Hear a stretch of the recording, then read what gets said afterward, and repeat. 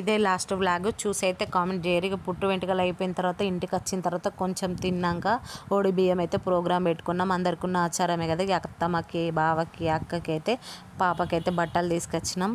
ఇక బట్టలు పెట్టేసి ఓడి బియ్యం అయితే పోసినాం. పోసిన తర్వాత చూడర్రి వీళ్ళిద్దరి ఎగ్జైట్మెంట్ చూడర్రి. పిల్లలు నా బిడ్డ పైసలు గుంజుకుంటుంది, చెల్లెకిస్తే చిన్న చేతులతో ముద్దుగా పట్టుకుంది. ఆమెకైతే నేను ఎప్పుడూ ఏం కొనియలే పాపం.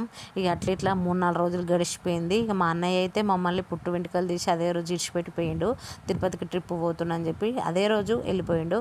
ఇక మేము బయట అయితే మంచాలు వేసుకొని మంచిగా వండుకున్నాం 3-4 రోజులు. ఇల్లు ప్రశాంతంగా ఉంటుందని చెప్పిన కదా. ఖర్జూర చెట్లు, కొబ్బరి చెట్లు, చిన్నోడు చూడరు మొత్తం మంచం బయటకు పోతుంది. ఇక పోయే రోజు అయితే వచ్చింది. మేము ఒకరోజు ముందు పోయినాం, వాళ్ళు ఒకరోజు హైదరాబాద్కి తర్వాత పోయారు. ఈ చిన్నోనికి అయితే బాగా చెప్పిన. ఏప్రిల్ అయితే ఇద్దరు ముచ్చట పెట్టుకుంటారు. నా బిడ్డ బస్సు ఎక్కగానే వండుకుంది. 2 గంటల ముందు అలా పెద్దమ్మ అన్నం తినిపించింది. ఇప్పుడైతే కక్కుడు బాధ లేదు. ఫైనల్గా అయితే ఇంటికి రీచ్ అయిపోయినాం.